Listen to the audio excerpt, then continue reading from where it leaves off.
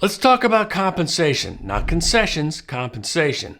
When selling your home, it's natural to focus on pricing, staging, and marketing. But there's one critical factor that's become quite the hot topic: compensation for a buyer's agent. Here's how it used to work. The listing agent would list a home and negotiate the total commission the seller would pay that would then be shared by the listing agent and the buyer agent. It might be an equal amount or not, whatever was negotiated. This negotiated amount typically would follow local convention. You would find different amounts across the country. This buyer broker amount was then published on the MLS where only agents could see it. The reason I'm taking you down memory lane here is because this approach would essentially bake in the commission to the sale price. All that was left to negotiate was the sale price, concessions, seller financial help, inspection items, and there can be more, but basically that's it. Now, with the new rules, the buyer agent compensation is up for debate, more so than it used to be. And the main reason for that is now it's a line item, a negotiable dollar amount that directly affects the bottom line for either the buyer or seller or both. An offer of compensation is simple. As a seller, you agree to pay part or all of the buyer agent fee. This can be significant. Here's the thing. Buying a home comes with plenty of upfront costs for buyers like down payment, inspections, closing fees. This is just a fact. Think back to when you bought your house. By offering to cover the buyer agent fee, you're reducing the financial burden on potential buyers. This can be especially meaningful for first-time buyers or those with limited funds. Think of it like sweetening the deal. The easier you make it for a buyer to say yes, the faster you might sell your home and the larger your pool of potential buyers might be. Here's an important point. Offering compensation isn't mandatory. This decision is entirely up to you. Your agent can advise you on what's typical in your local market and help you with the pros and cons. But ultimately, you're in control whether you decide to offer compensation or not.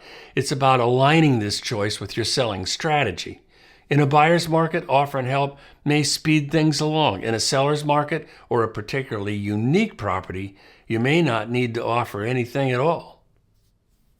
If you decide to offer compensation, you've got options. Here are two common approaches. Number one, flat fee. You set a fixed dollar amount for the buyer agent. Number two, percentage. You can offer a percentage of the sale price. But compensation isn't the only way to make your home appealing. You can also offer concessions like covering part of the buyer's closing costs or agreeing to minor repairs. These extras can be attractive without altering the sale price. I'll cover that more in the next video. If you're offering compensation and considering a social media campaign to get the word out, I think you're going to be disappointed. Pricing your home correctly for the market and offering concessions, more on that in the next lesson, are the best ways to help qualified buyers find and make an offer on your home.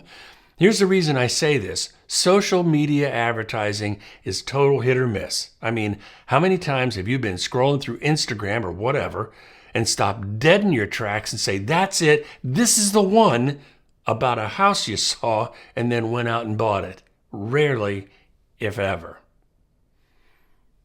In my opinion, agents will sell you on a social media presence that does nothing or at best very little for you, the seller.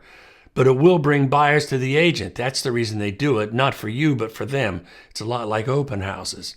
Because of the new rules, expect a certain number of buyer agents to call your listing agent and ask if the seller is offering compensation and how much. Be sure to discuss how to handle this with your listing agent. What's worked well for us is telling the buyer agent to include the compensation request in the offer. Here's the reason. Done this way, any compensation request by the buyer stays negotiable when working through a contract.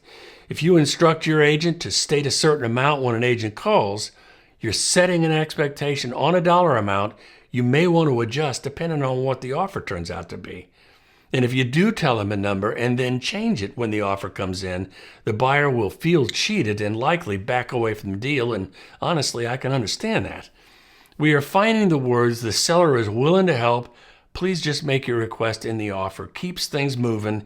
It's reassuring yet non-committal. Will there be buyers who won't want to see your home if you don't commit to paying a buyer agent commission? Yes. In my opinion, that's just bad buyer agent training. Instruct your listing agent to encourage the buyer agent to set an appointment anyway. That's part of the job now. New rules, new normal. At the end of the day, offering compensation to a buyer's agent is just one tool in the seller's toolkit.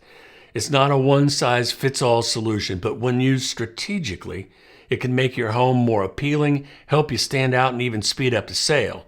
So, as you prepare to sell your home, account for compensation in your talk with your agent. Explore your options and make an informed choice that aligns with your priorities, because in real estate, understanding your options isn't just helpful, it's critical. As inventory rises, emerging buyers markets offering compensation may be the difference maker in selling your home fast or not at all. One last thing I would suggest in the initial stages of running the numbers to sell your home, include paying buyer agent commission to find your net. That way you already know what your worst case scenario might be, then you can act accordingly depending on your market. Just a thought.